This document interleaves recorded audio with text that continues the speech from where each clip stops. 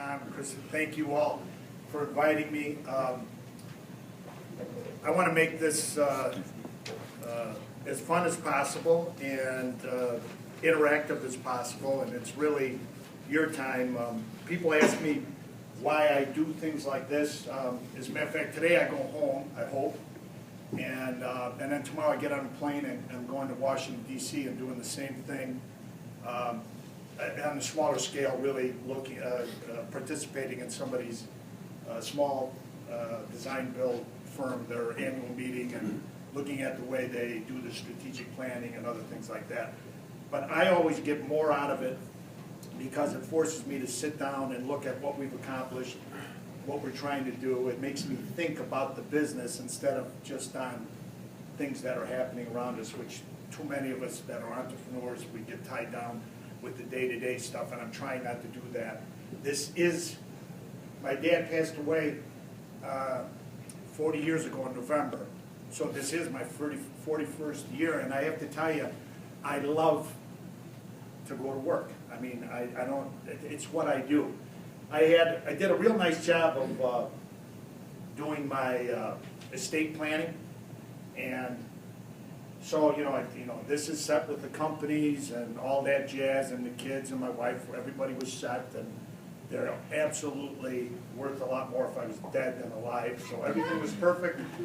And this woman who's my financial advisor called me up and said, the only thing you need to do, you need to write your obituary. So I said, okay, I'll write my obituary. So I wrote the obituary, I sent it to her, she calls me up, she goes, she's laughing. She goes, are you kidding me? I said, what?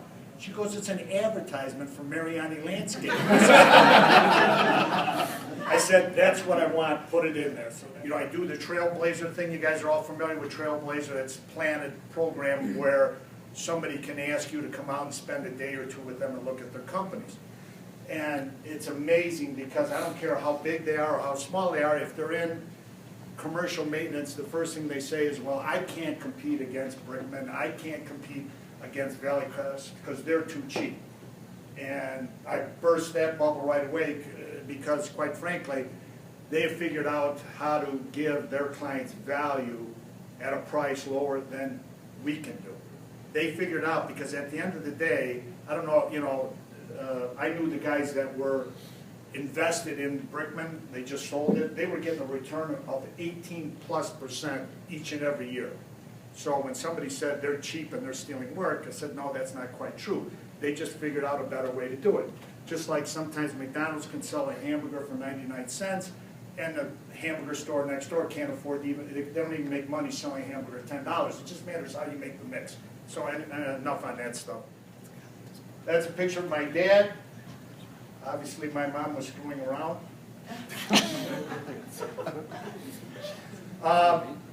My dad started the business in '58. He had 6th grade education and came from Italy. Actually, I'm very proud to tell you I was made in Italy and born here. We have 18 acres in Lake Bluff, which is our main headquarters. We have a second branch. It's really not a branch, it's a satellite in Westmont. Andy was out there.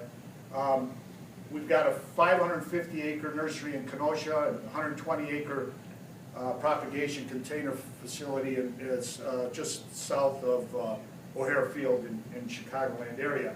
The reason we went into nursery business is probably why some of you all considered going to nursery business. We just couldn't find plants, you know.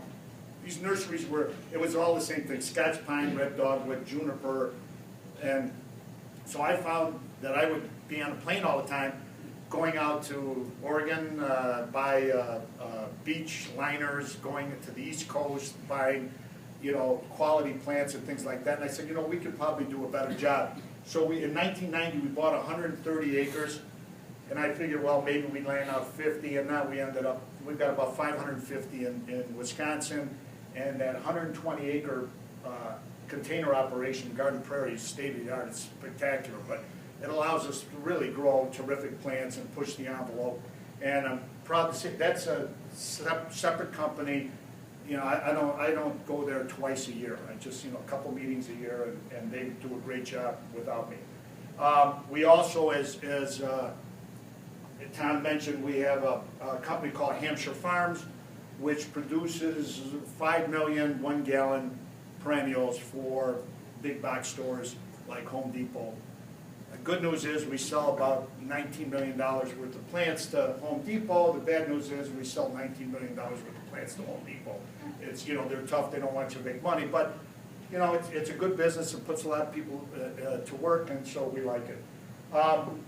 200 designs a year, 15 landscape architects, designers, 1,000 maintenance accounts, mostly residential.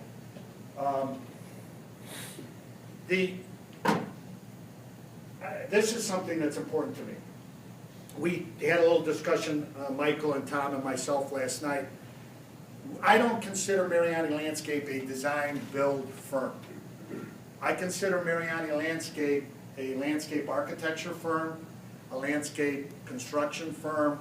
We GC work, and we have a maintenance business. As I said, the other two, nursery business and Hampshire Farms, have nothing to do with it.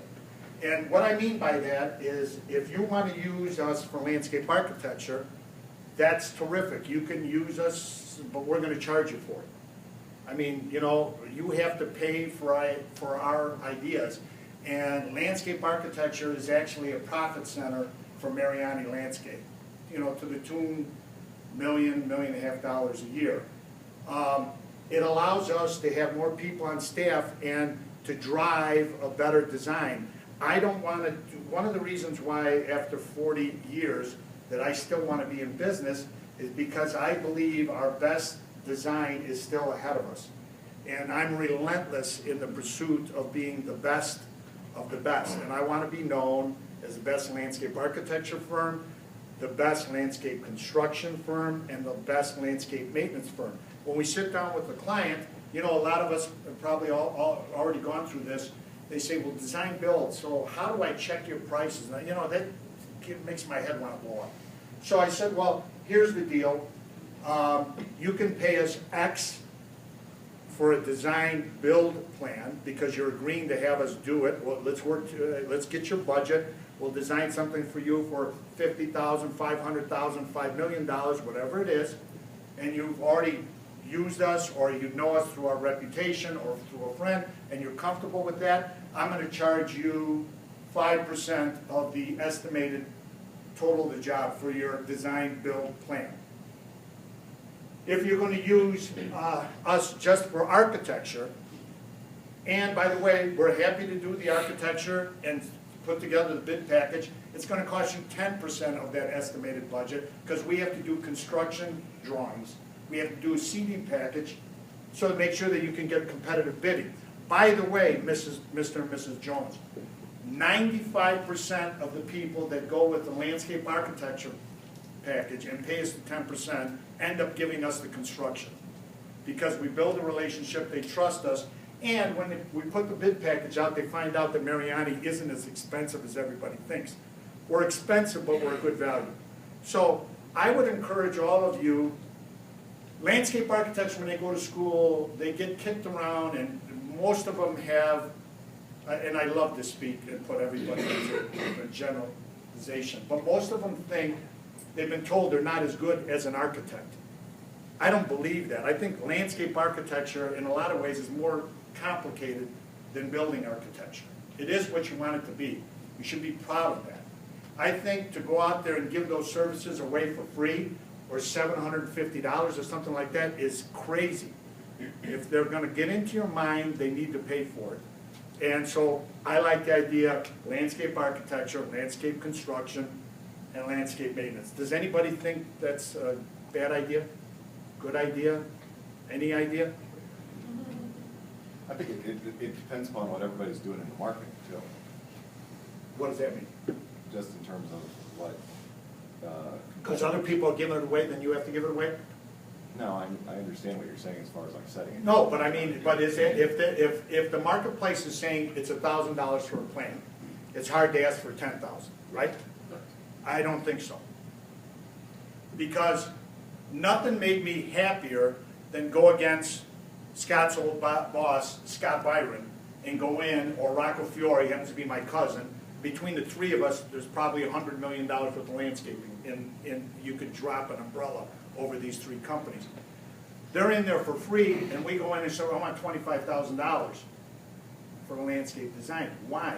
I said, because we're transparent. Somebody has to pay for that building. Somebody has to pay for the landscape architects. Somebody needs to pay me for my ideas, and I'm not giving them away for free. So I can bury that $25,000 in the plant number, or you can pay me up front right now. What is it? You get that job, you walk out like this. It's fantastic. So I challenge you all to create the market and not be afraid. Before you add another truck, which all male landscape contractors think that, you know, the more trucks they have, the taller they are. It's, we could say something else too, but I'm not going to.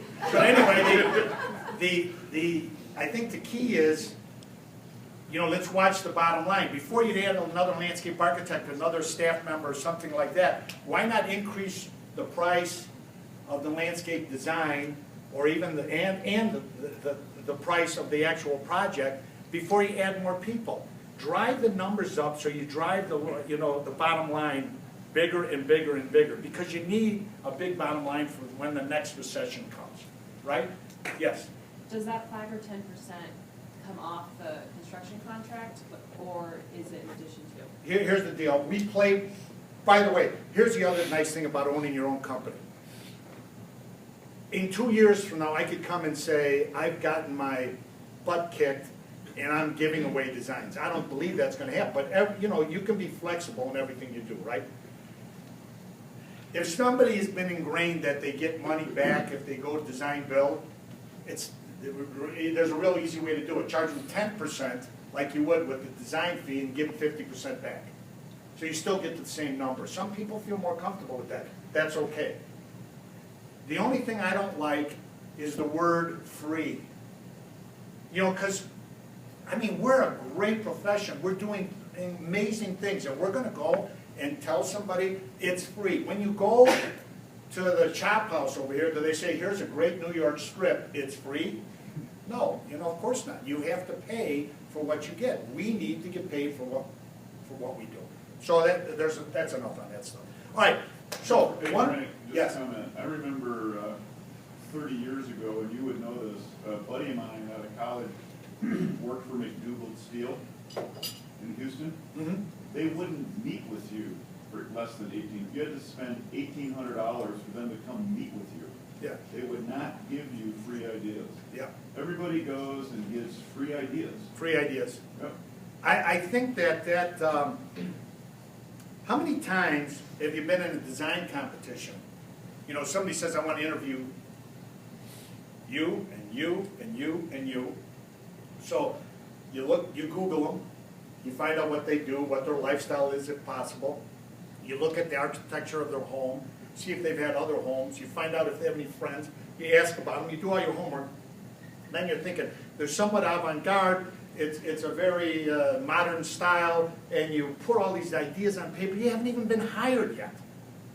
When I go to the initial meeting, it's to introduce me and our company and our team, and to tell them they're only going to get me right now because I don't have as much talent as these people that are sitting next to me. So if there's a problem, you can always get me 24/7. But when it comes to actually doing the design and the installation, I've got a team behind me that's the best team I've ever had, and they will do everything.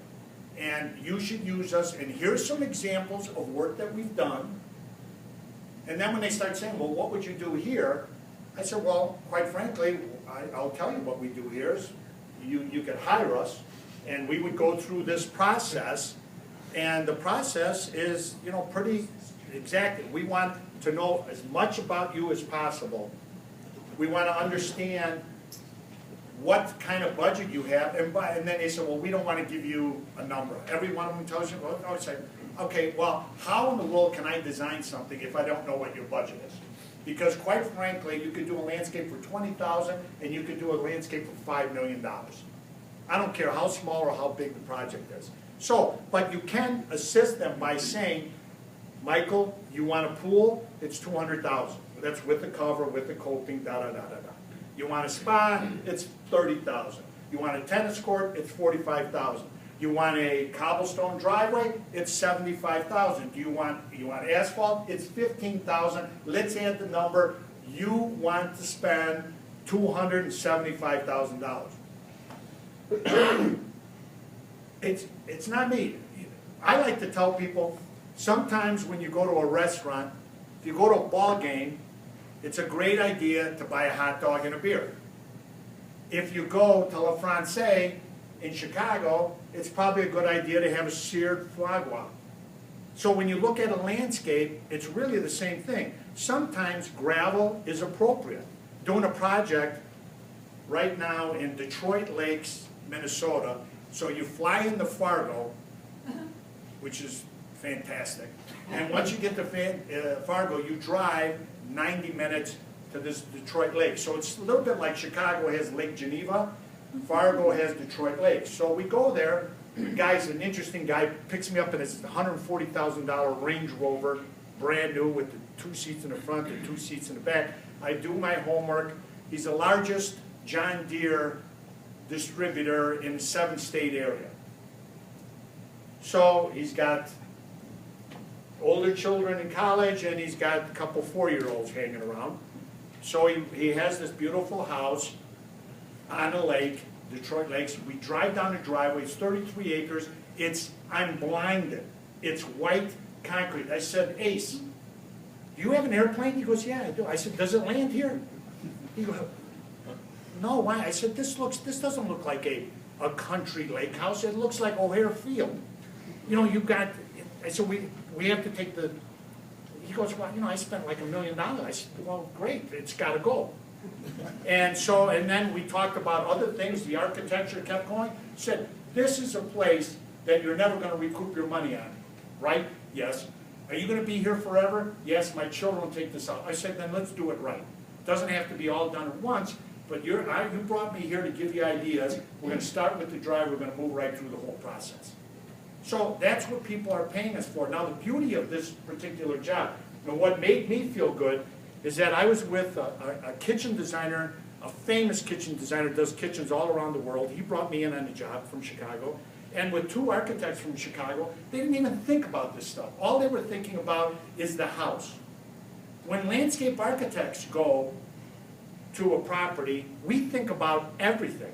We think about the air, the water, everything. The construction of the driveway, any hardscapes, outdoor living spaces, the architecture of the home. This particular place, after you went down this ugly, ugly, terrible concrete driveway, you actually walk down 6 steps to the front door. You walk down. So now, the architect, I see the new renderings, and it shows, well, he made a nice bridge walking down. You know, I'm going, oh my God, so we're going to spend more money and still have this? So, right there, here's the lake, here's the house, here's the front door, here's the drive, you walk down, and over here is a garage. And in the garage, he had a Ferrari, a Porsche, a couple of Harleys, big bar. Well, it's his party room. So you're going to add, and it was full. So you're going to add any more cars or anything? He said, yeah. I said, great, because this is no longer your garage. We're going to build your garage away. This is going to be a total party room.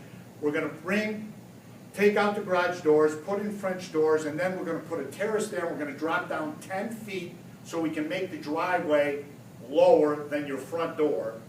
And then you'll drive down, and then you'll walk up to your front door. It'll change the whole facade of the house. Do it.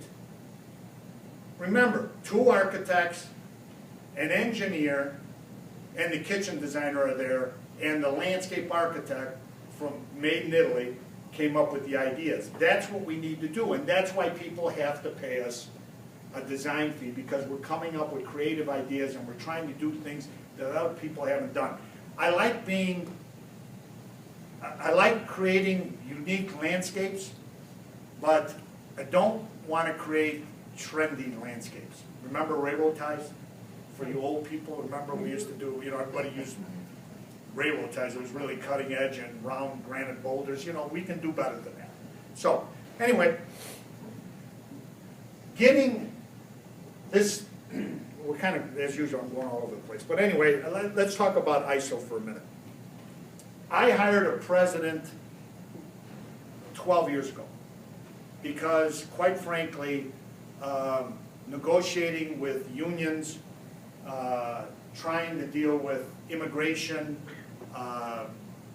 banks and all that, that's not why I got in business. I got in business for really two reasons. I felt that we had a chance of having the finest landscape company in the world, and we're not there, but I feel that we can do that. And I love assembling a team of people. You know, I love the fact that we've got the team of people that we have. Those are the two things I like. I hate the other stuff. So I hired a president.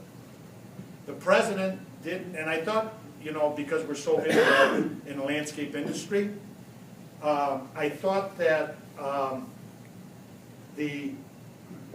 I'd get somebody from outside the industry. So anyway, at that time I belonged to YPO, which is Young Presidents Organization, and then now I'm in WPO, which is Old Presidents Organization. But anyway, one of the guys that was Fred Wacker, who was in our forum group, which is 8 to 12 people where you share everything confidentially, business-wise and personal. It's fantastic.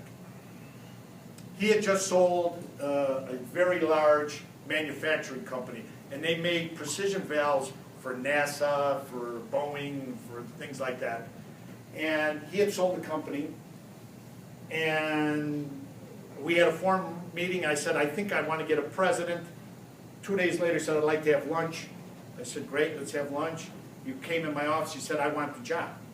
This is a guy who went to Princeton, he's got an MBA from Kellogg, and just sold a company for huge money.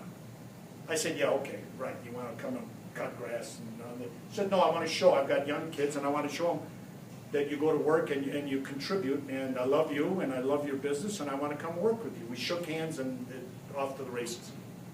One of the first things that he wanted to do, actually he didn't want to do it, I went to a Planet program at Aaron's. Does everybody know Aaron's snow blowers and what a Gravely they have and a couple other things? They were the worst company in the world. They had crap stuff. I mean, terrible. They were on the brink of going bankrupt, and they adopted, you know, the Toyota way, the lean process to manufacturing. So I go up to this seminar up there, and with Dan Aarons, who's a hell of a guy, and they talked about the lean process, which was they looked at every single thing they did, from the design of their machinery to when they had a conveyor belt and the tools were on, you know, the parts were on there, that it was more efficient to pick up the pulley with the right hand than it was with the left hand. And they had these teams, and they did it themselves. They'd all drill it down. In 6 months, they went from on the brink of being out of business to black in 6 months. Then I went to Tinker Air Base, I think Nebraska, so I don't know, out here somewhere. I go to Tinker Air Base, and they rebuild 727 fueling jets for the Air Force. They adopted the lean process, and they were rebuilding 36 of these tankers a year. The lean process, in 1 year it went to 42, second year went up to 47. All adopted. So, you know, I come back, I said, Freddie, you know, this thing is cool. I mean, you know, it could get down to the way, you know, we were kind of proud. When we had 65 maintenance crews going out, we stage them. I always call it, it's like NASCAR, because they pull up, they drop the trailer, we pull all the equipment out 2 or 3 times a week, and they have a complete set of new equipment, service equipment. They roll it back on, lock the door, and they're gone. I said, but things like that, we're kind of doing it on our own, but if we really engage the team, you know, with this lean process, it would be the right way to load a truck, the right way to unload a truck, right way to cut the grass, where to start, where to finish, da-da-da. I think it'd be a great thing, make us more efficient. So he said, well, Frank, that's really ISO. I had ISO at my manufacturing plant because you couldn't sell a part to Boeing or to GM, or to Ford, or to NASA, unless you're ISO certified. Manufacturing world, you have to be ISO certified. So what they do is, you know, so ISO stands for Internet. This thing is slower than me. So what does it mean? I mean, basically, what you're trying to do is you have a third party that comes in and they look at the way you go about doing your business, from the way you do a proposal to the way you cut lawns, everything in between. And then they give you a series of tests that you have to take. And basically what they're looking for is something that many of us don't do in this industry because, quote unquote, we're artists. So John does it one way, Mike does it another way, Joel does it a different way. What they try to do is consistency all the way through the program. So that's what you try to do with this. Now, something I found out is these people that come in and take the test, they really want you to get a passing grade. So if you want to cheat, which I bet you there's some manufacturing companies, they cheat. So they get the passing grade and then they get to put that silly sign out there and tell everybody that they're ISO certified. But bottom line is, I said, if we're going to do ISO, we hired somebody to lead the effort, which, by the way, the old Frank Mariani, we would have said, Joel, besides being a project manager, we want you to lead this program, and it would fail miserably. Now when we have something that's really a full-time job, we put a full-time person into it, and we put the dollars that we need to towards it. But anyway, this is basic concept for ISO. Say what you do what you say, write it down, and keep records. You know, it's really that simple. The positive effects, you know, it's consumer focused. I mean, really, you want to know what the client wants and you want to do what they want. You know, leadership, it gives you an opportunity for the people, from the newest associate that's just starting to cut grass, for them to have a say in the right way to cut grass. You know, strange as it may sound, most likely the people that are pushing a wheelbarrow or pushing a lawnmower all day could tell you which ones are easier to use, which are more efficient, things like that. But for some reason, we have somebody in an office making a decision on what equipment to buy. It's kind of silly. So we try to involve everybody at all levels, efficiencies, a systems approach to management, all the things. And by the way, I encourage, the smaller the company you have, that's the time to adopt things like this and strategic planning and using a budget. You know, instead of, you know, when in younger days for me, we'd have somebody come in and do a budget, and it'd be a nice, really good-looking leather-bound thing. We'd put it on the desk, and we'd look at it at the end of the year. Very much so like when I went to Immaculate Conception, and my dad would get the report card, and by the way, the year's over, and you fucked. You know, you got to use a budget. You got to use a budget every single day. You know, if it's going to be worthwhile, and adjust it accordingly. It's the same thing with strategic planning, and it's the same thing. That's what ISO forces you to do. And by the way, if you're passionate about things, sometimes your passion gets in the way of facts. You know, you make decisions based on just because you're pissed off or something like that. It's better to really look at the issues. This gives you a way to do that.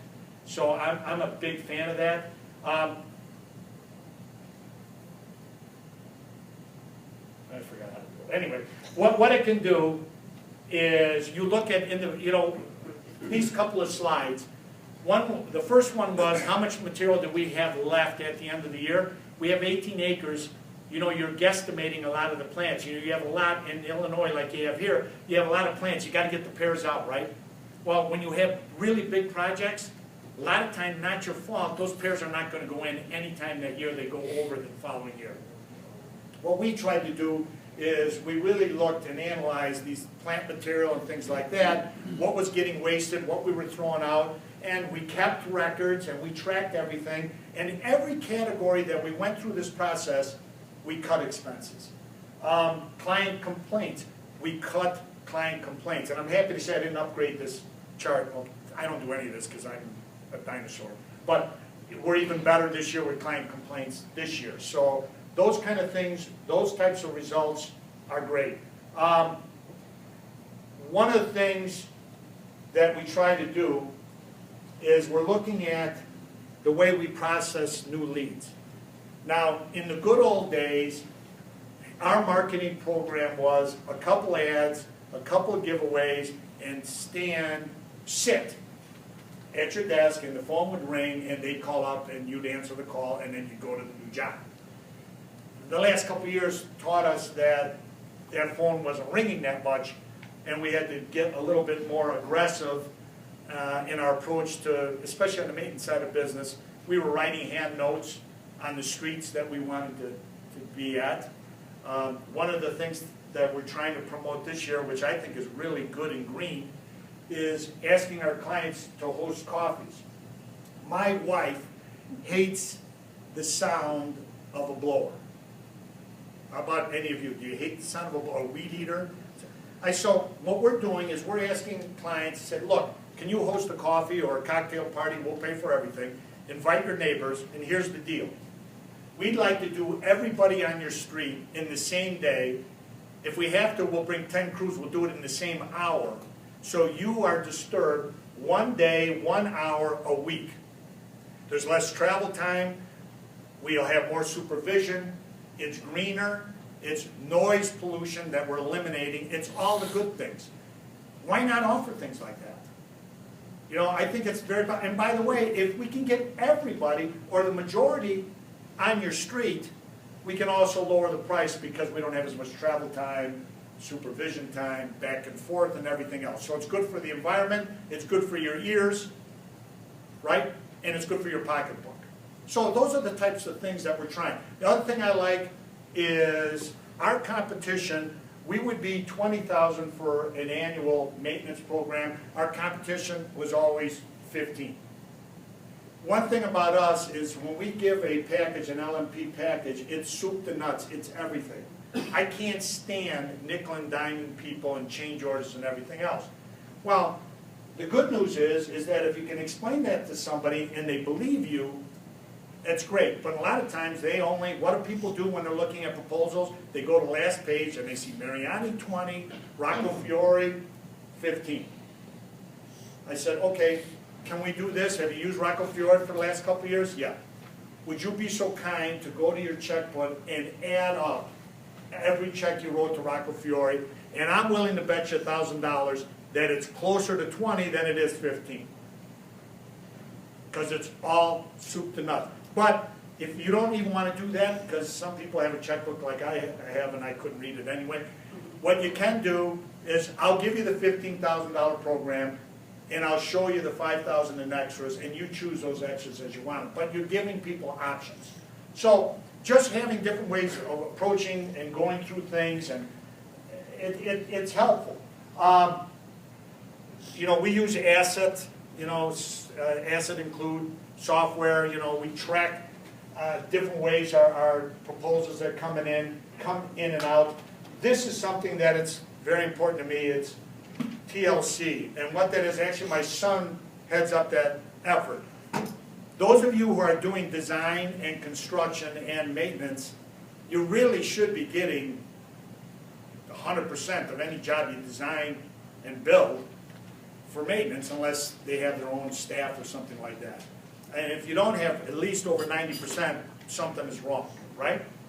Well, what we did is TLC is our projects, we've noticed, are taking more and more time. How many of you start a project in March and it may not be completed till the following March? Anybody ever have that situation? In the meantime, they want us to maintain the thing through the whole year, sometimes because the builder did something or somebody, architect changed something, no fault of our own. What we're doing right now, last year it rained all the time. We never had watering crews out. The year before, it never rained. We had watering crews out every day. What we do is when we go in and sell a $1 million landscape job, we say, look, we're going to do something besides sell you a $1 million landscape job. We're going to tell you what the maintenance is going to cost.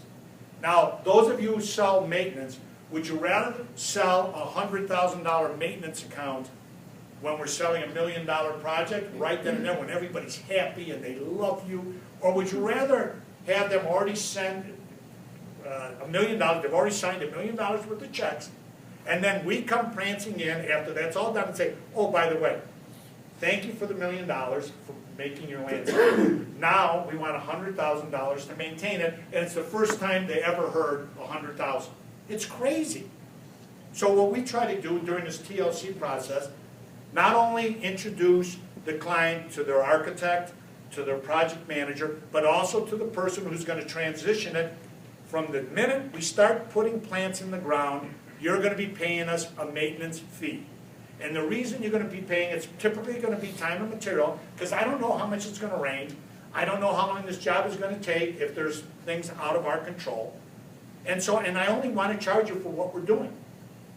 And they look at you, and right then, remember, they're still in love with you. They sign up. And by the way, it's going to be approximately $100,000 annual cost a year. Now, think how many times you've designed a prairie garden. Prairie, I have a 2-acre prairie garden in my house. I did it 12 years ago, and it was like on American Airlines, you know, they got prairie in a can. So you just cultivated, you threw the seed out there, and you got, the first year, it was fantastic, because you get all these annual flowers they threw in just to get you all sexed up. It's poppies and everything else. The next year, it's Queen Anne's lace, teasel, and thistle, and every other white clover, and a million weeds, and then you're dead. So 4 years ago, I went and I said, you know, if we're going to be selling prairies, I really have to understand it. So cut the prairie down, used Roundup, watered it, cut the prairie down, used Roundup, water it, cut the prairie down, used watered it, used Roundup, and basically got a really clean bed. Put the seeds in. My wife, after Roundup, wouldn't let me use any chemicals. So the next season it comes up, and there's the teasel, and there's the white clover. Not as bad as it was before, but I pulled it all out by hand. Me. And I would wait till after a big rain, because, you know, those of you who are familiar with, white clover has a root that long. You have to wait till it's wet, pulled it out. After 2 years, I have the most amazing prairie, and virtually no weeding anymore. It's really kind of controls itself. I haven't burned it yet, just mowing. Well, why did I do that? I can now go to our clients, and I'm an expert. What I don't like about our industry, there's too many radon people. You know, remember when radon gas was, I don't know if it's an issue here in Colorado, but it was in Chicago, or that stuff around asbestos.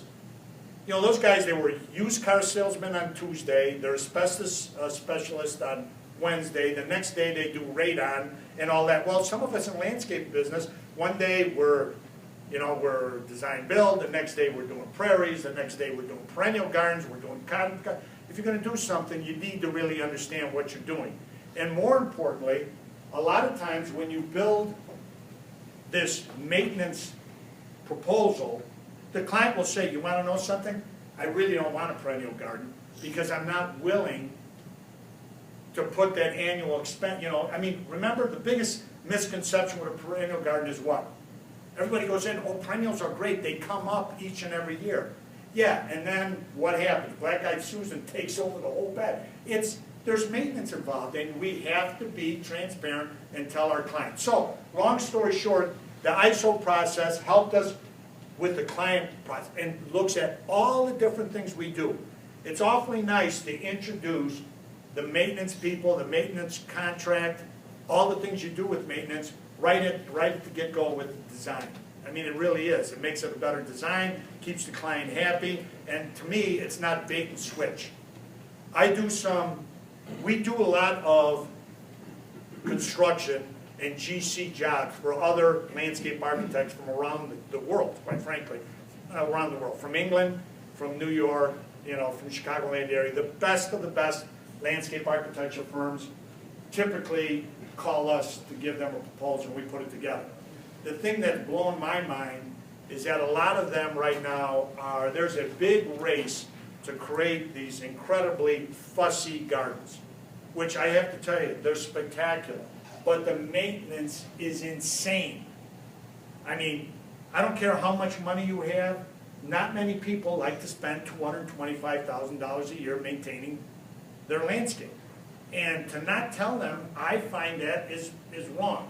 So we're trying to correct that at Mariani. Am I boring anybody yet? Okay. We all hire associates, okay, and our company is only as good as our team, right? I can tell you right now, these two gentlemen, and there's another one back over there with gray hair, John, that used to work for me too. He's got his own business.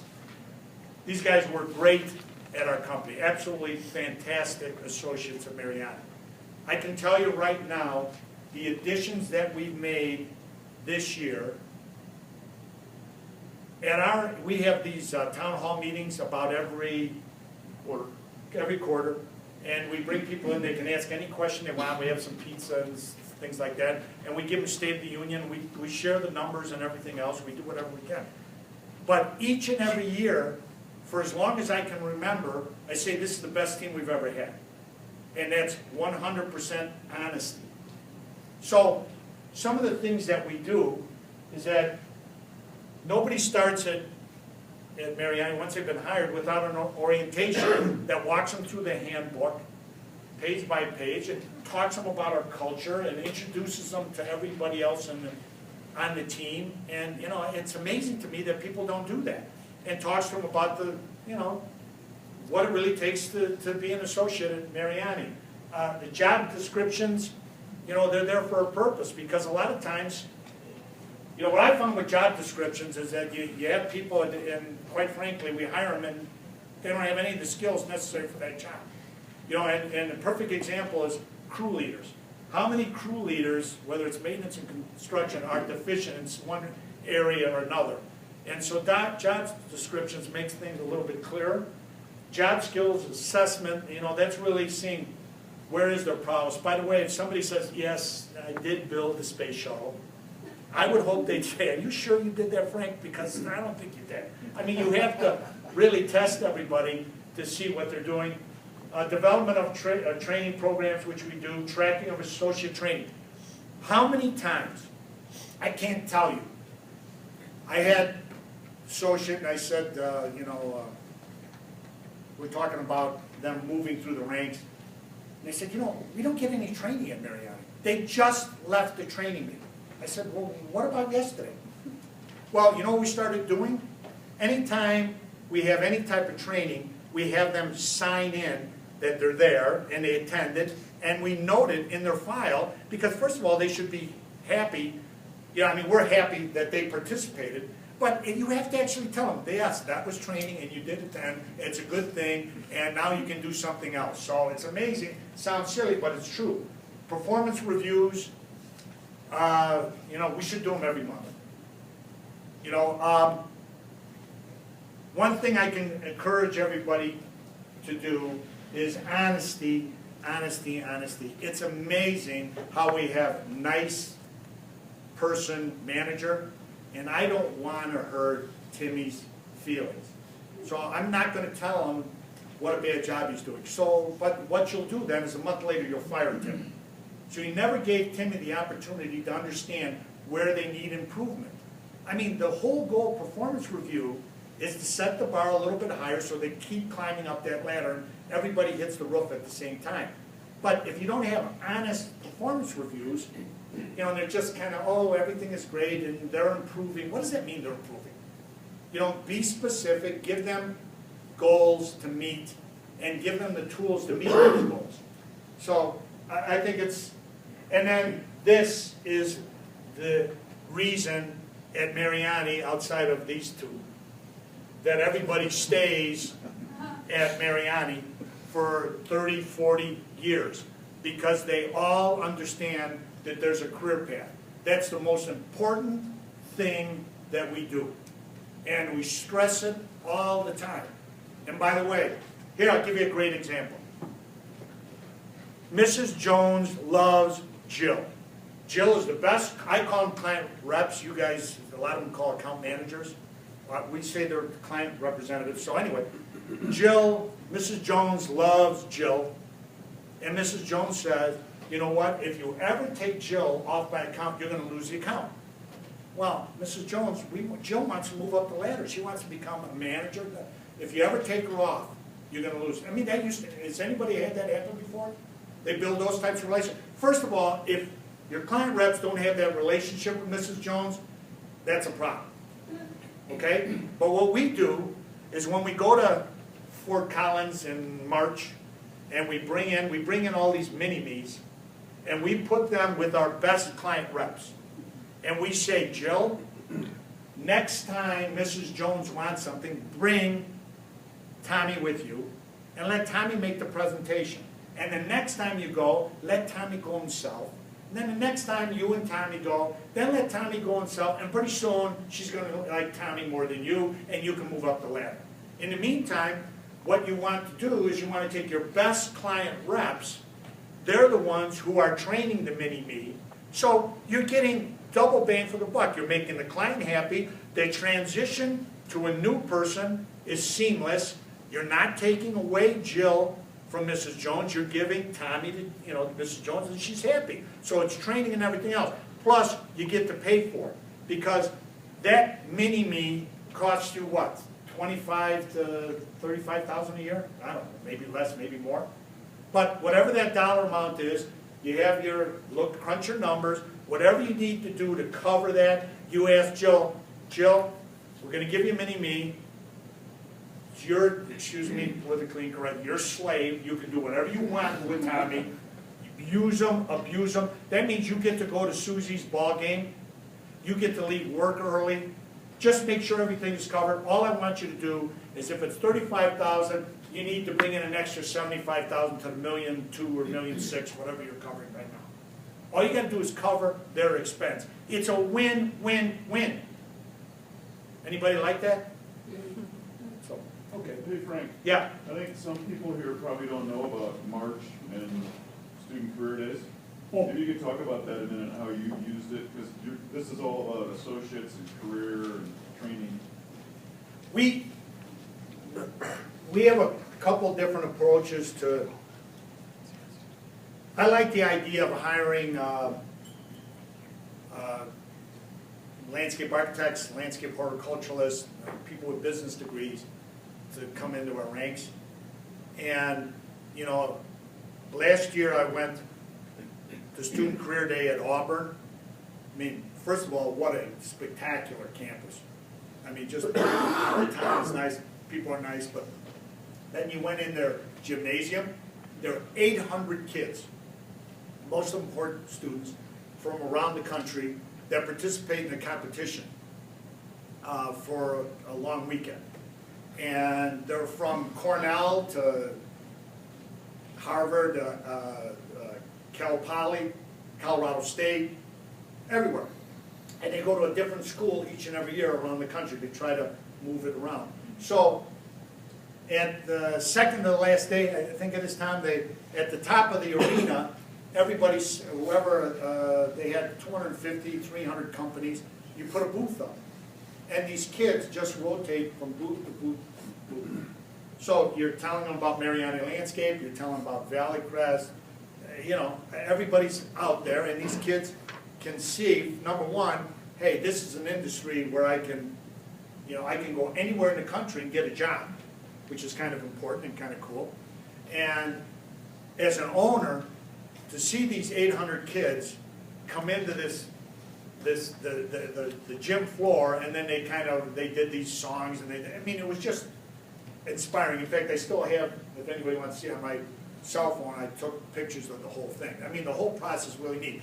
Then they do compete for a couple days, whether it's figuring a plan, building a patio, running equipment, doing a plan, everything that we do in our business, they compete in, and we can sponsor one of those programs.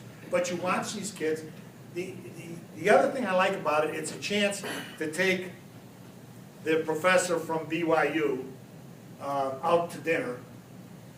They don't drink, those guys, so it's not that much fun. So take them to breakfast. But take the guy from Mississippi State, they'll drink. So, but you can take them out, and quite frankly, you build a relationship with them, and they will say, you know what, Andy Kisbert, that kid is a star at MS, at Michigan State, the absolute star. you'll find out who the pick of the litter is. So it's really a good thing. The other thing that we try to do is you know, we've got, and Tom's very involved with AEF, which is, we've got a scholarship program. So we can fund education of these kids. So it's all around good thing. I tell you, we have to do a better job of spreading the word that this is a great industry, because, you know, think about it, with what colleges cost nowadays, you know, little Jimmy walks into his parents and said, you know, I'm going to go to Harvard and get my master's degree in landscape architecture. Landscape architecture. I'm going to go to Iowa State for a degree in horticulture. Horticulture. I mean, if you're going to spend $40,000 to $60,000 a year, you're not going to dig ditches. That's what they think about us. And you're not going to push lawnmower. So we need to get out there, and we're going to try to redirect some of the money that we've collected into actually a marketing campaign that gets to the general public, that gets to mom and dad and said, by the way, this is a great industry and there's good money to be made. We as owners also, at Mariani, we want to make sure that we pay more than anybody else. You know, we want to charge more than anybody else, we want to pay more than anybody else, and we want to give the clients great value all at the same time. We don't think that those things are disconnected. I read an article just recently because, you know, there's been this big hubbub about minimum wage. First of all, I don't think any of us pay minimum wage, number one. But the thing that was interesting is that Costco's minimum wage is $11.50. Their turnover is zilch. Walmart pays minimum wage, their turnover is 100%. So, you know, one of the things that we saw, we've never been minimum wage, but what I wanted to do at Mariani, and we're doing the numbers right now, is how we could get maybe $2, $2.50 higher than anybody else in the marketplace, and then put a big damn sign right in the front where everybody's passing by, so the competition's associates say, hey, what's the deal here? Why aren't we getting paid that much? I think it'll bring more people in our door, and I think it'll raise the bar on the industry, and I think it's a good thing, and I think it'll hurt some of the competition. And as a good friend of mine said, when the competition's down, put a hose down their throat and turn the water on full blast. So,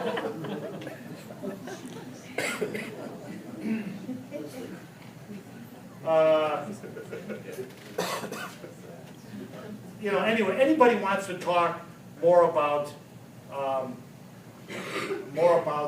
the ISO, benefits of ISO, I'm happy to talk about it later, or, you know, I've got plenty of business cards. You can email me or call me anytime, and I'm happy to talk more about it. But, you know, this is what's important. Long-term benefits have played out. You get improved customer satisfaction, you get increased profits, and morale is improved, you know, because you're including everybody in the process.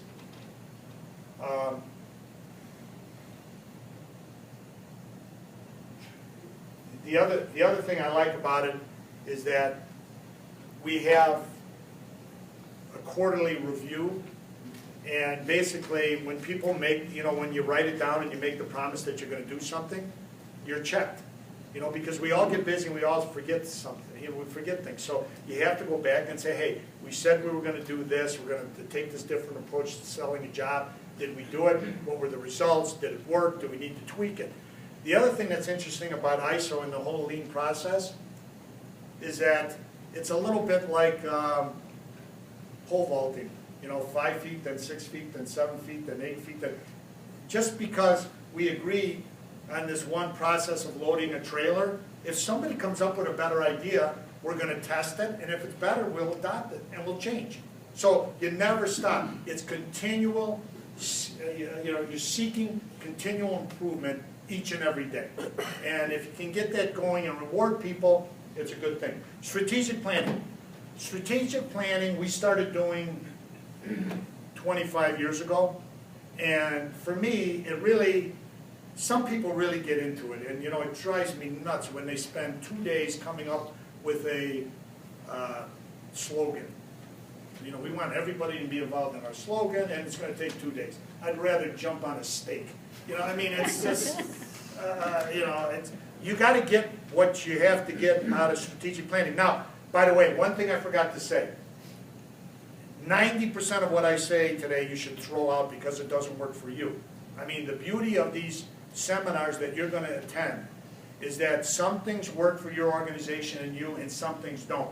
I am not the gospel in any way. If you like some of the things and you want to tweak them, great. But, it makes me nervous when, people, especially they go to Kevin Keogh thing at Planet and they write down, I'm supposed to be charging $17.80 and da-da-da. No. And these are just ideas. We're sharing ideas, nothing more than that. So anyway, with strategic planning, what I like with strategic planning is to sit down and look at, what threats, the opportunities, where are we strong and where are we weak, and to throw them out there and really analyze those types of things. We went through 9/11. It kicked the hell out of everybody, right? Well, what about if it happens again? Did you think about it? Do you have a disaster plan if, God forbid, some terrible thing happens? It can get down to that. If you look at your competition, right now, I drive about 4 miles to work. My house is a mile from where I was born. I mean, Italians don't like to move a lot. It's kind of, but everything is right here. Well, the interesting thing about my drive, I go down a kind of a major road. And so you'd have to be blind not to see there is a new landscape company driving down the road every day. And by the way, when I was growing my dad's company, there was an industry in Chicago that were made up of a lot of German immigrants and some Swedes, and they were very strong. And then here comes the Italians who are immigrating in, and now it's Mexican Americans that are coming in, and to me that's what made this country great. And you know what? They're trying. They worked for Mariani one day, and I love it. I go to see a client, they say, one of your clients, they say the name, I have no clue, maybe worked for us one day. He worked for you, and they're going to do what you did for half price. I said, okay, so I know what the competition is. So when I look at those trucks going down, I said, that's a threat. Because, first of all, you know what? Mrs. Jones wants to be part of helping the American dream. She wants to give that Hispanic guy a chance to get ahead. And by the way, Mariani's got all the money in the world. Little do they know. But, I think don't we as Americans want to help the little guy? So that's a threat. What are we going to do? We sat down and we talked about it, and we said, look, we have to continue to raise the bar. Hence, going to Student Career Day, our people out there are horticulturalists. Our people are degreed landscape architects or designers. We need to differentiate ourselves from the little mom and pop operation, or we're going to get eaten alive. That, to me, is strategic planning. We have at our facility in Lake Bluff some hoop houses in the winter. I used to do this with my grandfather and my dad. We used to sell Christmas trees, and we handmade wreaths and roping and all that stuff, and I loved it. I love Christmas. We shut down for 2 weeks, give everybody 2 weeks off at Christmas. It doesn't count. Again, and if they have something to do, like snow, they have to do it, but everybody gets 2 weeks off. And the reason I did that, everybody said, Frank, you're such a good guy. I said, no, because I hate watching you people do nothing for 2 weeks. So instead of a murder, I'm going to give you 2 weeks, and you can put a little picture of me up on the mantle next to Santa, and everybody's beautiful. But it's a good thing to recharge your batteries. This holiday sales thing we did, I did it because it brought me back to my grandfather and my father, and I love doing it. Well, guess what? We did $580,000 worth of work, going in and decorating homes and everything. But more importantly, women in the area, Lake Bluff, Lake Forest, were driving into our facility and walking in and seeing these topiary gold Christmas cones and these different boxwood we did and these forest bulbs, and walking in, and that smell that you get, all the wreaths are being made, you're cutting all the, the evergreen stuff, and we've got some eggnog and little bourbon on the side and all kinds of stuff. And people walk in, they said, this is a great experience. But you know what it does? It helps take big Mariani into small, touchy-feely you know, we can come to your home. So now what we're gonna do is we're gonna assign a person to take this particular business even bigger and go into some of the other communities that don't know Mariani. All they know is that we're the big guy. I don't wanna be the big guy, I wanna be the best guy. And in the same token, we're gonna make money. So we thought we could do, you know, how many of you seen those pop-up Halloween stores? They're only around for a month. Okay, well, when they go, why can't we go back, why can't we go in there? Or, why don't we do it at a very popular church in each community, throw a hoop house up, which we do every single day, put a heater in there, and do the exact same thing we're doing at Mariani in these places, at a church, and maybe give some of the proceeds to the church, or to the school, or something like that. The same token, what we want is, it's nice to generate revenue and profit, but it's more important to show everybody we're still connected with the artsy side of holiday decorating and things like that. People don't want, you know, one thing about young generation, they don't know how to change screens. They didn't know the air filter on the furnace needs to be changed. They sure to hell don't know how to set up a Christmas tree. And they probably throw the Christmas tree out like I do, which is to open the door and say, Sherry, do you really like these ornaments? And throw it out. But anyway, part of the thing that we do is tell us what size tree you want, you're busy and everything, we pick out the tree, we buy a stand, we have stands, we bring it to the house, we set it up, more importantly, we go back, take them off, pack them, take the tree out, get rid of it, all good stuff. It's another opportunity to generate revenue in the winter, and it's an opportunity to keep more people employed in the winter. So it's just a good thing. That came through strategic planning, just sitting there and seeing what opportunities do we have. Snow has been brutal in Chicago this year, and I'd like to tell you that's great, we're making a lot of money. We had too many zero tolerance set contract price jobs, we're getting killed. So what we're doing right now is we're job costing it all, and we're going through it. We're going to figure that one out. We'll decide how to attack it next year. But the biggest thing, and I said to our team, I said, let's do something really strange during the next storm that we have. And let's get this homework done right now, because when we're having the next huge storm, go get a huge Starbucks and then bring the proposal with you for next year while it's snowing and saying, Jimmy, you see why our team is, it's 3 o'clock in the morning, we're getting everything done, we got salt is through the roof, we're doing it all, we're not even charging for it. This year, next year, here's your new proposal. Because if we go back to them in June or July and it's 80 out, trust me, they're not thinking about what we did for them right now. It's part of strategic planning. You know, so, Tom, what else do we have in strategic planning? Sure. I can't compete with you. Yeah, right. You can see that picture was taking a long time. Look at it. Look at it. That was like the phone from combat. You know, your holiday story, you know this, but a guy we know in Portland, David Snodgrass, has 5 garden centers. We were in a think tank together, and he told us this, and he's trying to create a different experience, like you did with holiday decor for your clients. So he got this idea in his garden centers to start a farmer's market. So he tried it on one of them, he brought in the vendors, and they had the breads and the coffees and the honeys and all that. And he figured that, you know, people would come and they'd also maybe buy something from David as well, you know, walk the nursery. But his goal was to create an experience for the customer instead of just coming to buy plant material, make it an event, an experience. Sales were up 40% the first year he did that.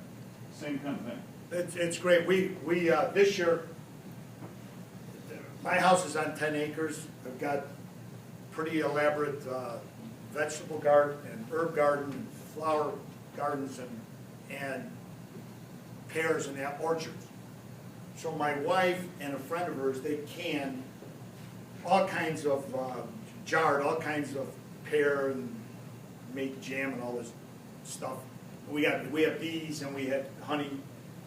Okay, so what we did is we teamed up with a school for minority kids, and at the holiday event, and we invited everybody over, and we said, all the jarred stuff and everything, we'll give that money to charity, and 10% or 20% of any of the green goods, you know, the holiday stuff.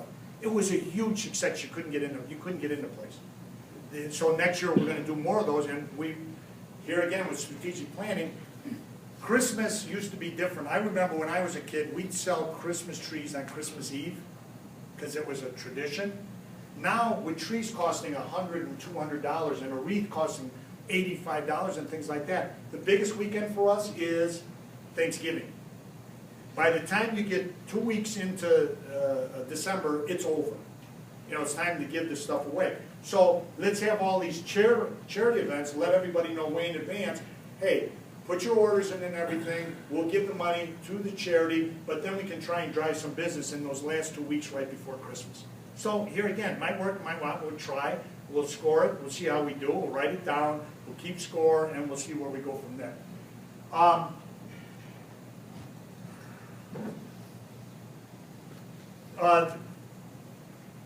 Strategic planning, something that's a big problem.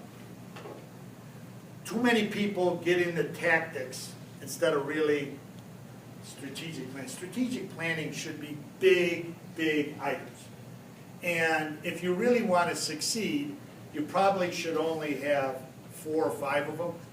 And then you need to make a timeline, and then you make the tactics for accomplishing that goal. I mean, you really need to drill it down that far.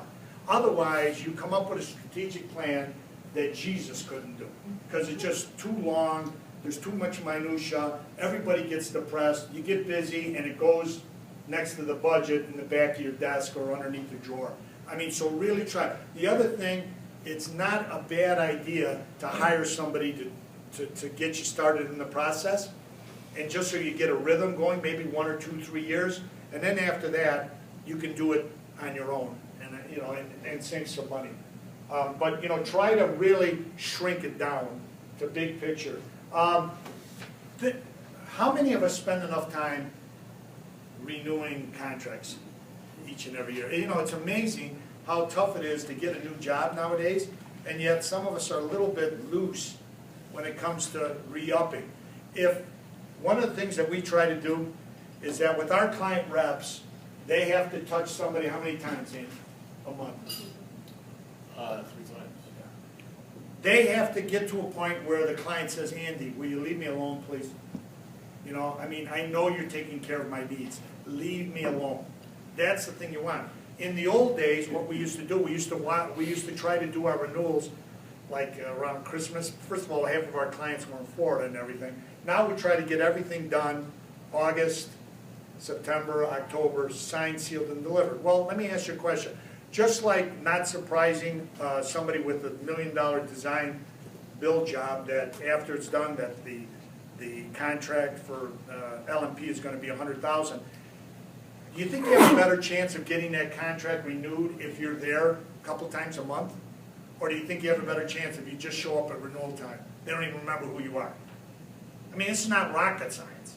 You got to have a relationship. I love that United Air commercial where they're all standing up in a circle, and the owner of the company says, you know, we lost this job, we lost that job, we lost that job, and then he pulls out of his back pocket all the airline tickets. You're going to Minneapolis, you're going here, and I'm going to the biggest client. We're going to win these jobs back, and they're using the United to meet and touch people. The good news with electronics is everything is fast and everything. The bad news with electronics, you don't touch and feel anybody. Nobody knows who you are. You know, we have 1,000 weekly maintenance accounts. Guess what? I probably can't see them all. You know, but our client reps can, and it's important to have a relationship. Then people say, well, you know what's going to happen? That client rep is going to leave, and they're going to take those clients. Oh my God! You know, if you have a great working environment and everything else, they're not going anywhere. You know, they're just going to, they're going to grow with the business. You're going to grow with the business. The client's going to be happy. Occasionally, you're going to lose somebody, big deal. But you got to have relationships. We try awfully hard never to make mistakes at Mariani, but we make them. I tell you, if you have a relationship and you call Mrs. Jones up and said, you know what, I'm sorry, we let the gate open, the dog got out.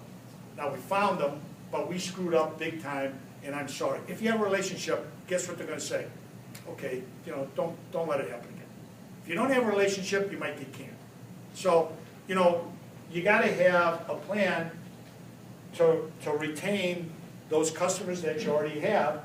And, you know, we come up with a strategy of how to do that, and then remember, a tactic to try and go after it. We make these promises, and, you know, as I said before, okay, is it complete? There's a check mark, not achieved, goal on track, goal in between, goal off track. So, you know what? Something else we do at Mariani, we have a chart meeting. This is fantastic. Here's what we do at the chart meeting. Every month, every manager sits in the office, and we close our books, you know, August 10th, the financials are all done. August 15th, we have a chart meeting. In that chart meeting are all scales. They'll say, okay, how many employees, how many associates do we think we're going to have? 430. Why are we at 420, or why are we at, if we're like 5% out of whack, what were the revenues supposed to be in July? It's supposed to be 6 million. Okay, why was it 5.5, or why was it, if it's 5% off, the person who's responsible for that line item has to say why, good or bad. They take ownership. Guess what? It's so empowering. And you can add anything that you think is important. Any item that you want to see scored up there because you think it motivates you or your team, you put it up there. And it's tracked on an annual basis. Here's one of the problems that we had. We decided that we wanted to be legal eagles because, you know, we're the biggest fish in the pond, and so we've got somebody looking at us all the time. It's so aggravating, but we decided that we're going to play the rules and have only legal employees, associates. All right, that put us at a huge disadvantage because great associates that we had left and went and worked for our competition. I have nothing against those people. I mean, this immigration law is horrible. You know, these people are here to work. The H-2B program, we used that till they drilled it to us, and we couldn't use this anymore. But what's wrong with this concept? You get to come here on an airplane, a car, a bus, or a train, not drowned or die in the desert, and you don't come with any family, and you pay your taxes and you go back. That's not good enough for some reason. I'm not quite sure why, but it's not. So anyway, we try to play around with this without H-2B. Last year in spring, we went through 150 associates to get 30. Do you know what that costs us? Hence, strategic planning. What we decided to do is, remember when I read that article, I told you about that article about Costco and Walmart? I want to find what's that tipping point where so all those legal people, now, by the way, Hispanics in the community know, don't bother going to Mariani. If you're not legal, they're not going to hire you.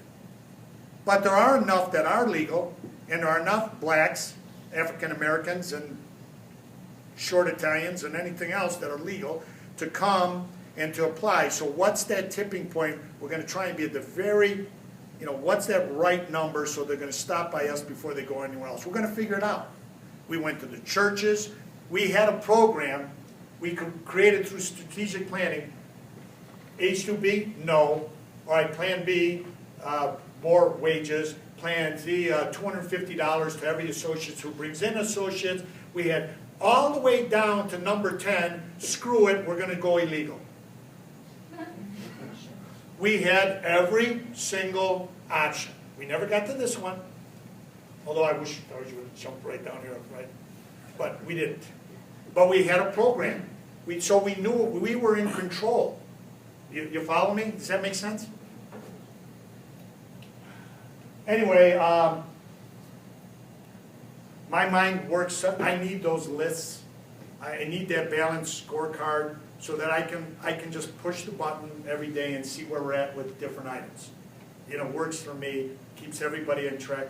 And you know what? Just like at the chart meeting, when that manager misses revenue by over 5% and it's red, you know how great it is when they say, well, don't worry, I had to, this job held up, I couldn't deliver the plants. We're gonna be over by 12% next month, and they look you in the eye and they know what they're talking about. You know how strong that is? Before, I used to, I actually print much better in the dark, in the middle of the night, because I'd have my little cards and I'd make notes, this, how are we gonna get this job? Now, my management team, because of that chart meeting and them taking ownership, they're the ones who are doing that at night. I'm not. That's a good thing.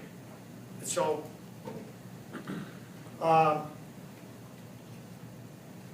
mission, okay, basic skills. You guys, because this thing is like a turtle, but every one of these items, I mean, really, do we really need to remind ourselves that this is what we need from every associate at Mariani? I don't think so. I mean, that's what makes up a good friend, a good partner, a good associate. I mean, those are the types of, I was watching a show the other day, and I forget what it was, but it was something related to building a good team. And one guy said, and it was an investment banking firm. And, you know, you've seen those guys, they're like swashbucklers, you know, they're going to take everybody, you know, they're going to make $700 million and all this jazz. And one guy was saying, you know, he had a very steady approach. They had a very good reputation. He said, one thing I learned is when all these hotshots came in, if they were jerks, I don't care if they were generating $1 billion a year, we didn't hire them. We hired people that had a great attitude, they were personable, they were honest, they were dedicated, great work ethic, talented, and flexible. And he said sometimes it was really tough because I had these guys come in with $1 billion worth of business, and we said no, because we didn't want that to permeate our culture and tear us down. That's really important. So, you know, sometimes that happens in our industry. Everybody has this hotshot salesperson, great designer, and everything. If they don't, you know, if you have a culture that's really kind of nice and people enjoy working there, you don't need that person coming in and tearing that apart. You know, it's important that you have that. Because, you know, you guys are all familiar with Bartlett Tree. Bartlett Tree is pretty darn good company. They don't hire arborists. They hire business majors, and then they train arboriculture in-house.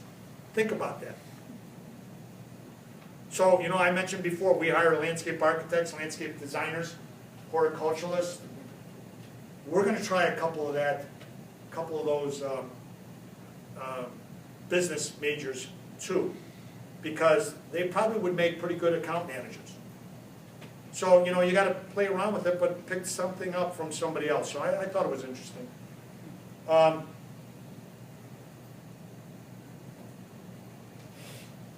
mentioned that internship program. I think it's really important for, you know, I tell you, it's quite gratifying to show up at that student career day or to go to GIE in down beautiful Louisville. And, you know, these kids that come up to you a couple of years later and say, hey, you know, I had an internship program at Mariani, it was fantastic.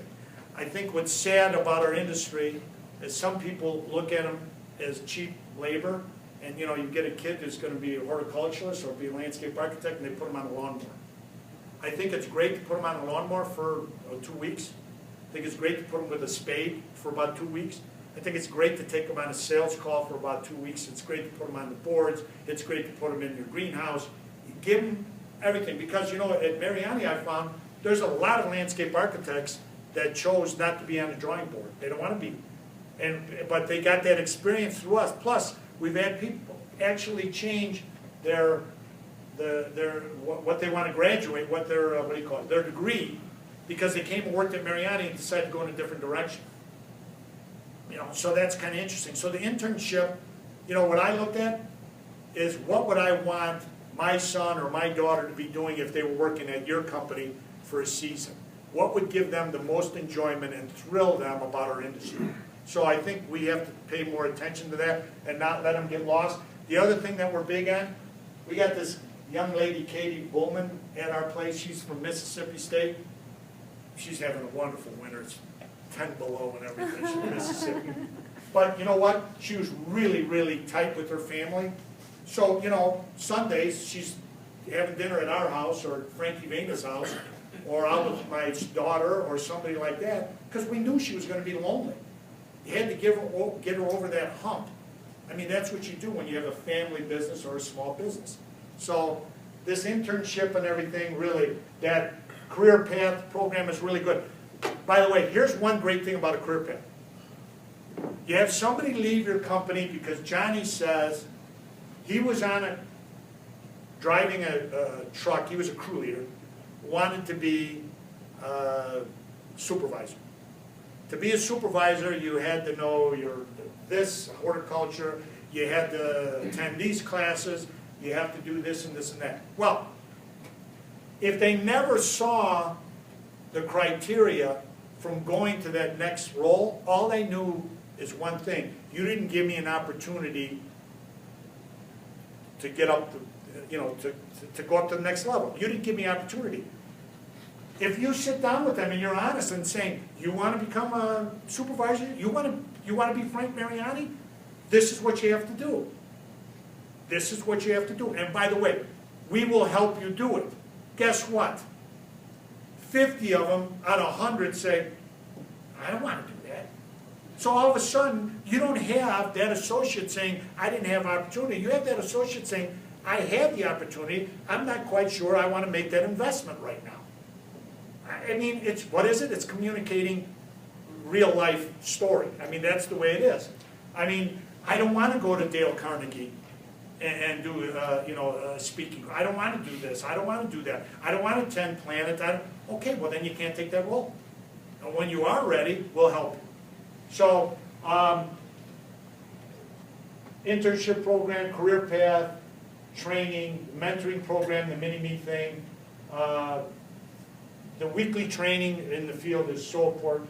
The reviews, recognition is huge. You know, I love to send somebody's spouse a check or a gift certificate to Morton's or a plaque or just a thank you and say, you know what, your wife has been out with the snow crew for the last 3 nights here. Thank you so much. We couldn't do it without them. Because, you know, a lot of times the spouses, they never hear a word, or your husband, or whatever the case may be. It's important. Big in this organization, you know, nobody has times for these meetings.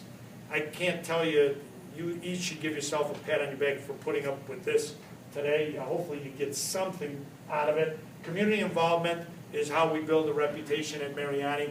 I serve on charitable boards, business boards, Lake Forest Open Lands Association, bank boards, and all this kind. It's just to build my network. And I ask other associates at Mariani to do the same thing.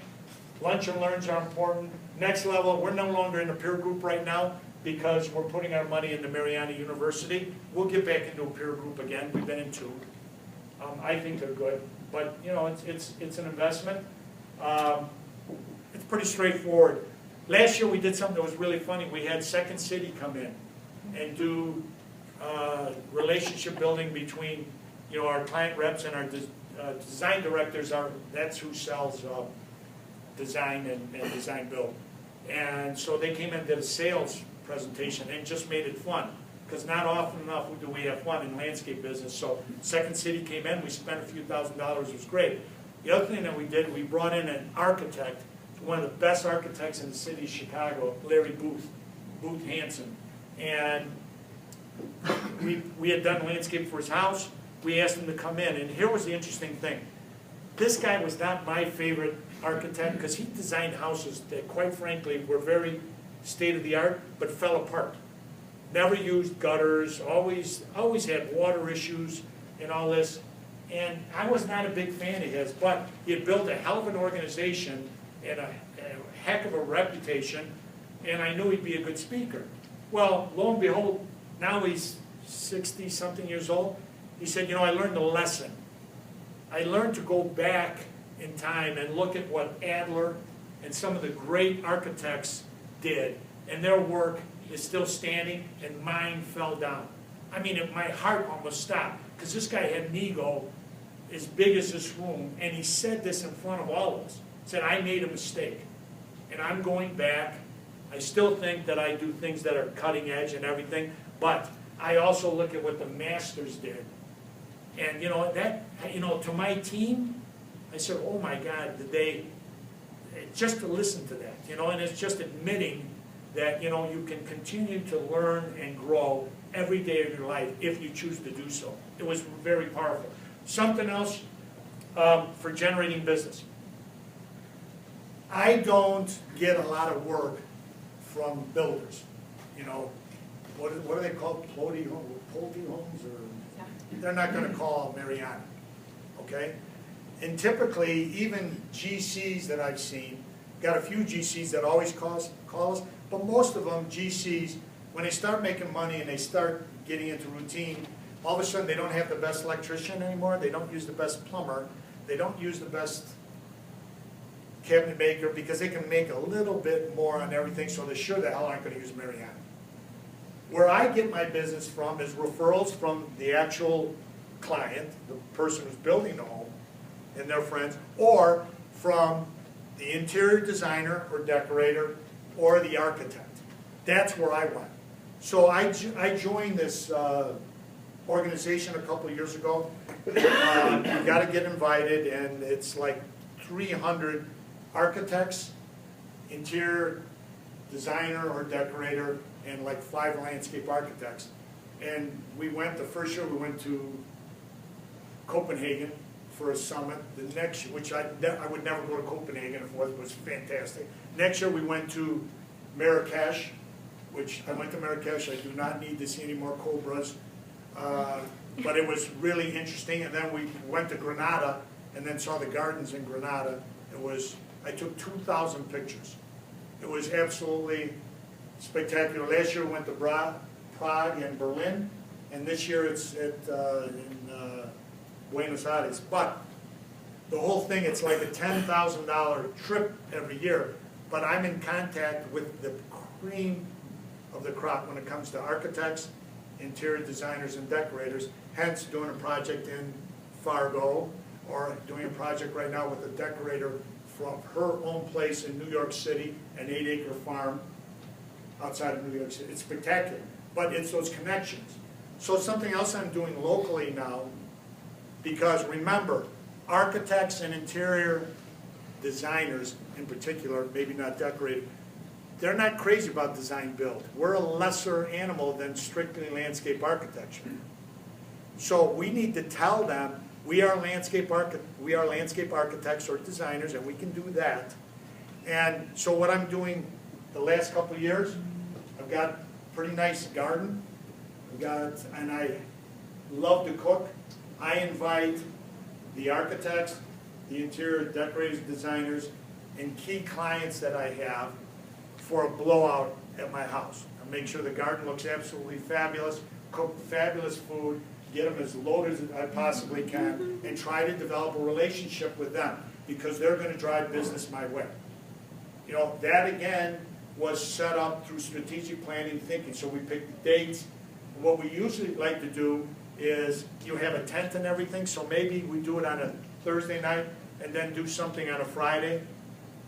Also, maybe then a client party the next day so you get more bang for the buck because you had to print and get the place ready, get the tent and all this jazz. And then on the weekend you can do something for your family and some of the associates. So you really get a lot of play off of one single event. But for me, nowadays people tend to, I think it's a mistake, $1, do we really need these $1 meals? Do we really need Home Depot giving away my plants? This spring, selling 1 gallon perennials for $4.99, Home Depot. The same perennial I sell to Pasquesi Garden Center, he gets $15.99, the exact same plant. We sell them to both. So what do? They're running off the shelves. We're killing them with sales. Killing them.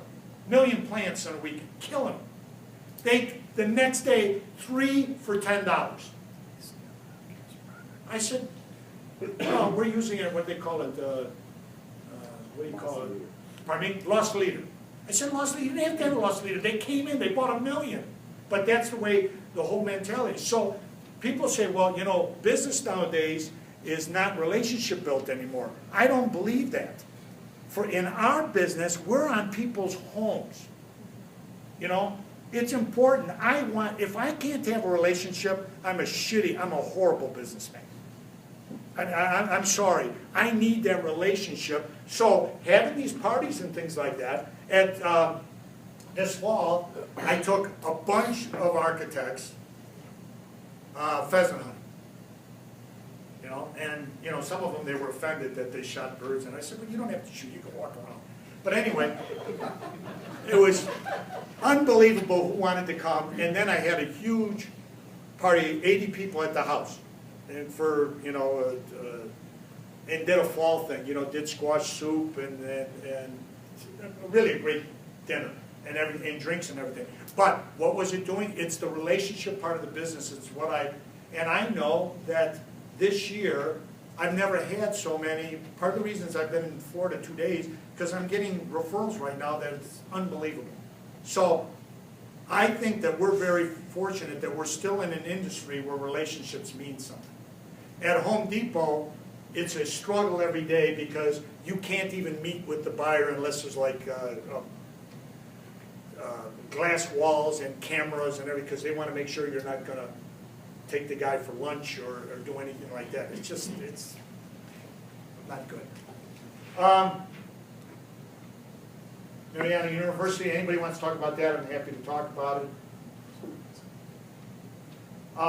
The career path thing, I remember one time, because of plan, I went to see Rupert. Are all of you familiar with Rupert Landscapes? You know, pretty interesting company. They were huge on the East Coast. They sold to, which one, Land Care or somebody like that. True Green, that fell apart, and then they bought it back, and now they're doing $75 million. But I loved it when some of you guys are all too young, but when you used to buy records, albums, you go in the little record shop, and you buy, they give you a punch card. And when you got 10 punches, they give you another record, all right? At Rupert, they had these punch cards, and you couldn't take a blower until that was punched, that you'd gone through a safety program for using a blower. Or think about a chainsaw. But you know, you could not go to the equipment shop and take a piece of equipment until you could prove that you had been tested and you were trained and you know how to use equipment. You know, for a career path, you know, here again, you got to identify each individual associate you have and what training they need. It's not that complicated, and here again, it gives people, you know, to understand that training is available and that they're going to move up the ladder if they choose to do that. So I think it's a pretty good thing. You know, then you show them the different boxes of where they could go. Remember, I talked to you about, you know, strategic planning, and you know, you can spend 13 days coming up. You know, everybody said, this is a stupid mission statement, Frank, because it's too long. I said, well, too bad. What are we really trying to do?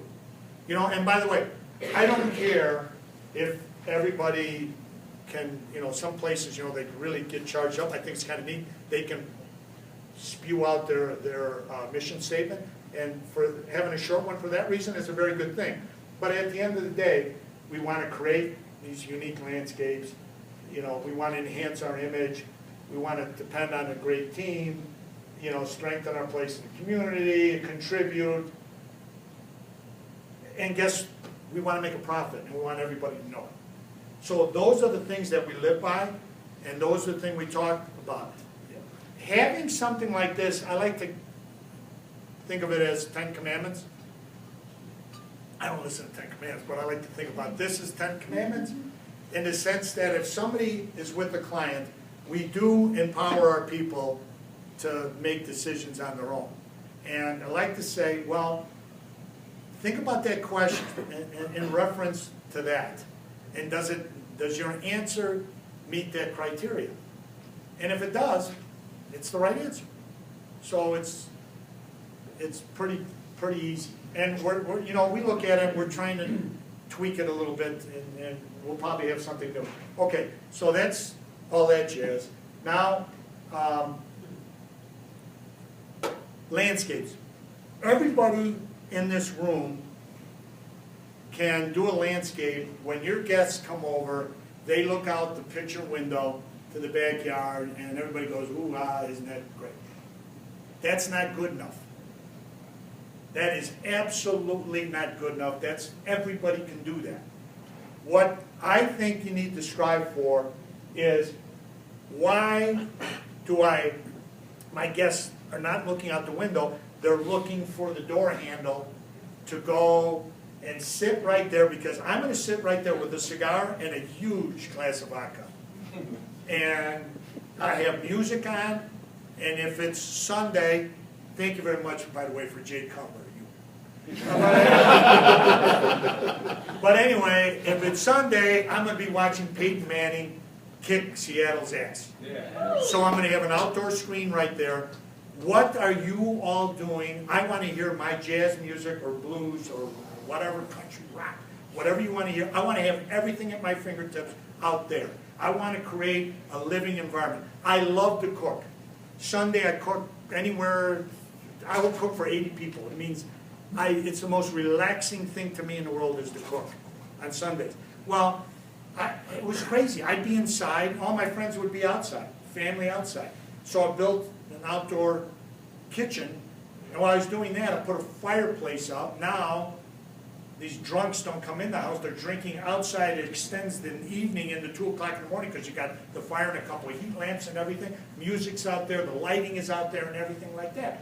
What are you doing to get your people, the people outside, to enjoy that outdoor space? I like this picture for that reason, because can't you see grabbing a blanket and just going out there, grabbing a glass of wine? It'd be fun. So,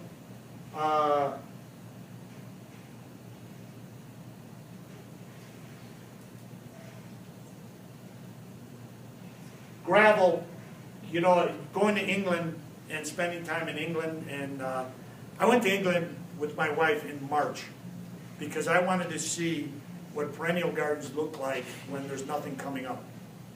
You know, because in Chicago and in Denver, there's a lot of time when there's no flower. You know, anybody, you should know your herbaceous plants well enough that it looks great when it's in flower. But what does it look like when it's not in flower? And by the way, this is not but the use of gravel there and the way they twig things and the way it gives you different ideas, and it's always great idea to learn. But gravel is a cheap way.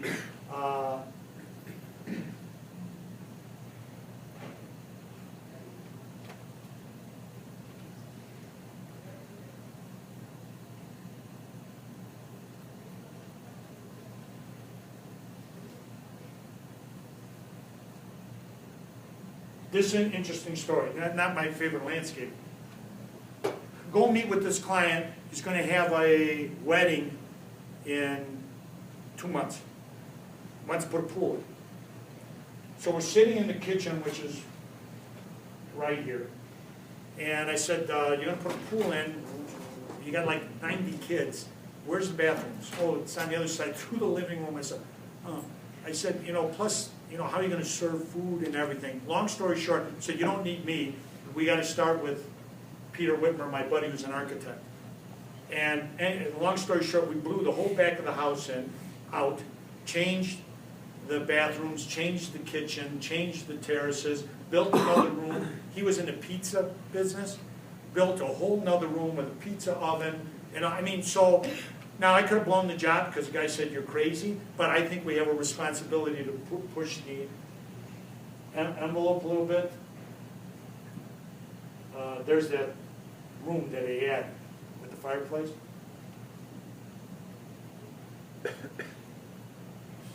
You know, we're doing a lot of work in the city now with roof decks, and you know, here again, you know, are people going to get out there and utilize? Do you have the right music? Do you have the right shade? All those kind of things that are important. Yes. What kind of floor is that? Pardon me? What kind of floor? What do you call it? Heat It's good because it's harder than my head. I love outdoor fireplaces. Versus, I think fire pits are cool, but if you like to burn real wood, the trouble with a fire pit is if you have an old house, I have an old Tudor house, and you burn down the house because it blows all over the place. With a firebox, you can control the ashes and all that kind of stuff. And you actually throw off more heat. But, talk about extending the season. The fireplace is phenomenal for that.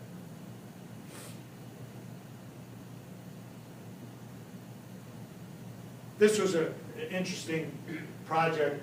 Down here is a swimming pool. This client, the son, has got MS. So, every morning they have a regime, swimming in the pool and everything. And the architect, this was just simply a window well. So he said, by the way, money was not an option, problem on this job.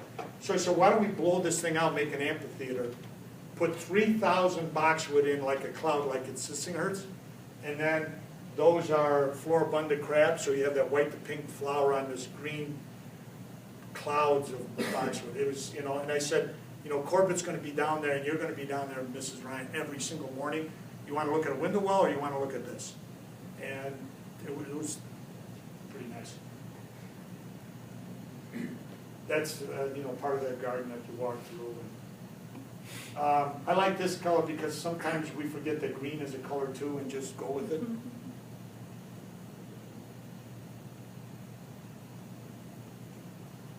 Here again, the fireplace and, a place for the family to get out and outside of the weather, and a couple of heat lamps and a fireplace where you do the trick. That's the inside space, that's the outside space. This is a project we did 25, 30 years ago. And this is 13 acres, and so at the house itself, the architect, I thought, did a phenomenal job. It's a modern interpretation of a farmhouse. It's a farm setting, 13 acres. Around the house, the gardens are extremely formal like this. As soon as you break out, it's all prairie with paths through, and they do a party every summer with a big silk tent in the middle of the prairie. It's spectacular. But what I like about this garden, and what my dream is that if you were all to come to Lake Forest tomorrow, let's say July 10th, and say, if I'm going to take you to a project, this one's 3 minutes from my office, I'm going to take you there because it was done 30 years ago. We haven't changed anything. It's timeless. These two guys know it very well. This is Pollock's house. But the other thing is that's my goal when you try to set something up for, how could you be the best of the best? When I can invite all of you and say, here's my book of business, go like this and pick, and I would take you. Because if you came now, I'm going to direct the tour, right? I'm going to take you to the best of the best. If we're really going to be the best of the best, it should be able to go like this, boom, let's go. And that's my goal. I don't know if it's realistic, but I'm sticking with that story. This was kind of nice. This is the same house because she was an older woman when we did this and had little grandchildren. So we had the water spill off the stairs at the top so the kids could sit on the steps with her and play, and the older kids could be in the pool at the same time. It's kind of a neat detail.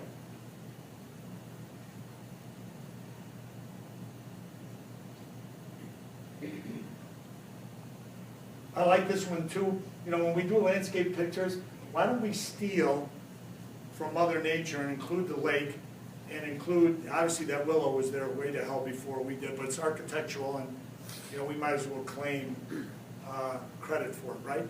But the other thing is, using these edges on the pools in the appropriate manner and things like that are fun. But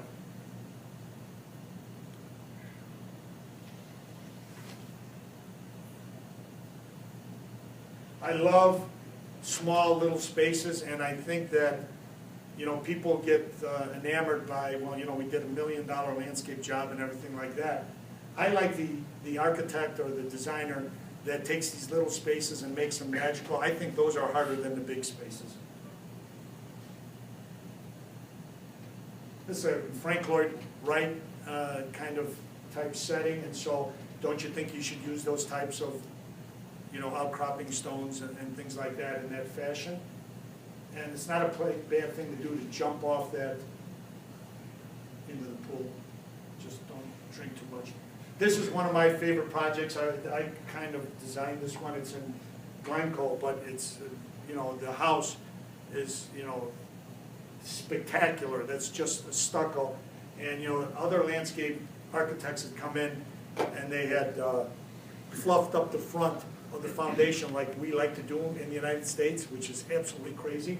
When you have a house that's that strong and architecture that strong, ran in gravel right up to the foundation, and then went with those Versailles boxes, and that was it. And then, you know, bleached the linden trees and the hedges, but it's so clean and relaxing, it's spectacular, in my opinion. That's the backyard, looking back at the house, and that's at the house looking at the lake. And those are the grass steps off, and we kind of like that boxwood, except we're having problems with boxwood now, so that's. This is a job we just, you know, it's a year old, and look at how that ivy turned, it's amazing.